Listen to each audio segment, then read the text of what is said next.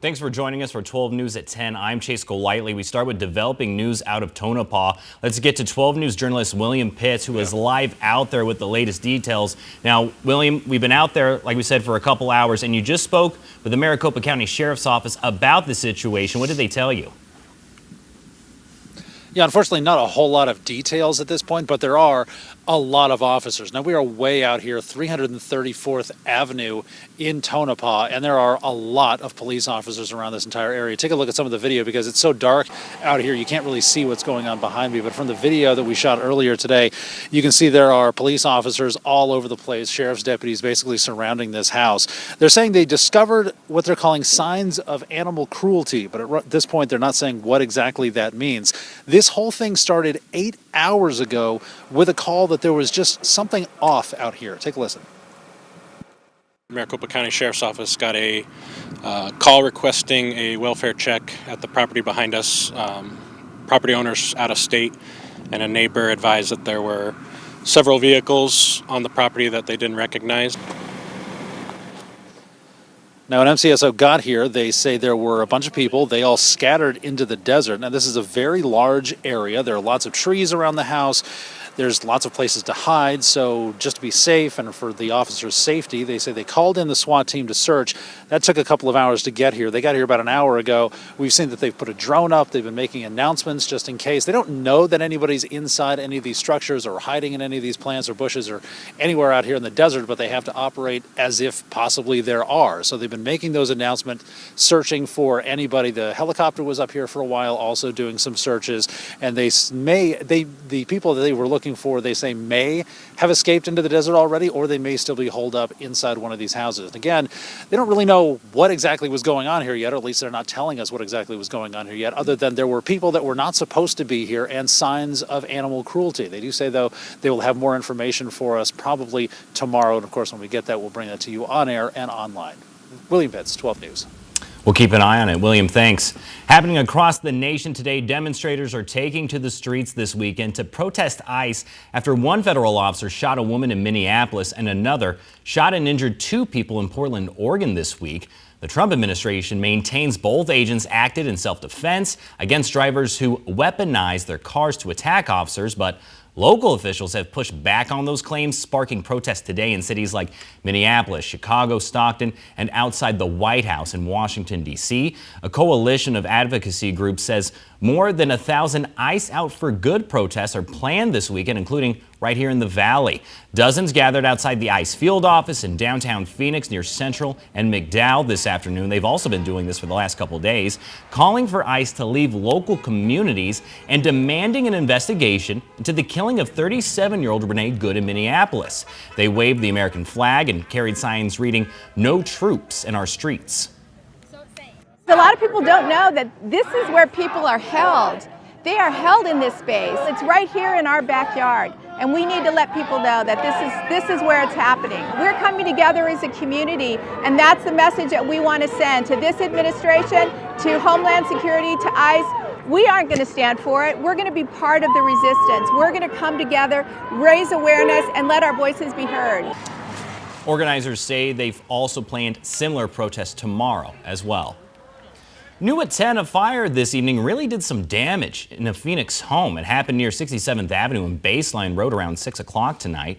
We're told when firefighters got to the scene, they found flames and smoke coming from the garage. They were able to get it under control quickly. The family's dog was also rescued from inside the home. Fortunately, no one was hurt, but the family of four will need to find a place to stay for now.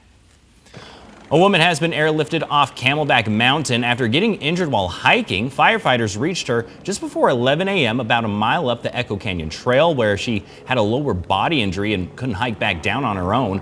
Crews used a Phoenix Police Firebird helicopter to safely rescue her. She was taken to the hospital in stable condition. Looking ahead to tomorrow, it marks the anniversary of a U.S. landmark and popular tourist attraction very close to home. On January 11, 1908, then President Theodore Roosevelt declared the Grand Canyon in northwestern Arizona as a national monument. Roosevelt had made environmental conservation a major part of his presidency. Congress did not officially outlaw private development in the Grand Canyon until 1919, when President Woodrow Wilson signed the Grand Canyon National Park Act. Today, more than 5 million people visit the canyon each year. But back here in the valley, it was a beautiful day to get out and hike, but definitely a lot colder. It's actually starting to feel like winter here. Meteorologist Chris Dunn in tonight with a look at our forecast. Hey, yeah, and Chase, a lot of people are saying, well, it's about time. Where has winter been? We had the warmest December on record, and now today we had the coldest morning of the season so far, down to 39. That's where we started this morning. And we did hit 65 this afternoon, just a couple of ticks below the average of 67. Back last week when we had some of those cloudy days and the rain moving through, the highs were only at 60 degrees. So that 39 degrees, that was our morning low at Sky Harbor, and that's the coldest it's been since last January, almost a year ago. 45 tonight in Tempe, 44 in Cave Creek. So the lows tonight not quite as chilly as it was last night. Glendale down to 44 and 38 in Mesa Gateway Airport area. Queen Creek down to 39. So some of those colder outlying areas will get a little bit cooler. Chilly nights. We're back down into the 30s and 40s overnight.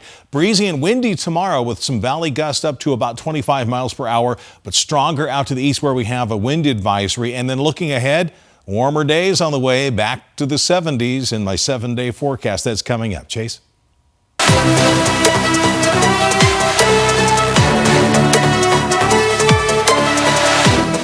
We are just 26 days away from the 2026 Winter Olympics in Milan Cortina, and you can watch all the action right here on 12 News. Now, our American figure skater Alysa Liu retired from the sport after the Beijing Olympics. That is until a ski trip in 2023 changed everything. I don't like the cold, but I seem to thrive in it. This is unbelievable. What an incredible night. My hands get cold really easily, and it makes my muscles tense up. But how do I get over that? I get over it with gloves. Hi, I'm Alysa Liu. I'm a figure skater, and I'm from Oakland, California. Here is the 16-year-old, two-time U.S. national champ, Alysa Liu. After Beijing, I retired from skating. I trekked to Mount Everest Base Camp.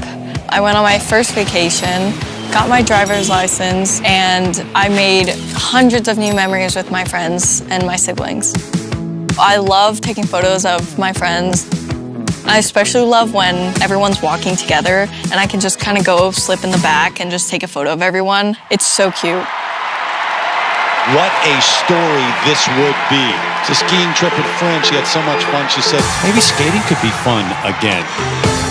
I went skiing in 2023 for the first time, and I really wanted to go every weekend, but that's not really possible. So I thought, like, what's the next best thing? And that was figure skating. So I came back.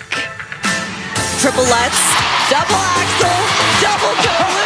If I wasn't here watching, I don't know that I would believe this. One of the most remarkable comebacks ever in skating. Alysa Liu, that was absolutely amazing.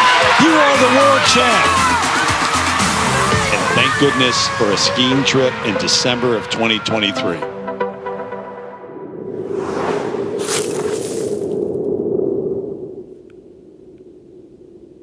And you can watch the 2026 Milan Cortina Winter Olympics right here on 12 News and NBC. It all starts with the opening ceremony on February 6th.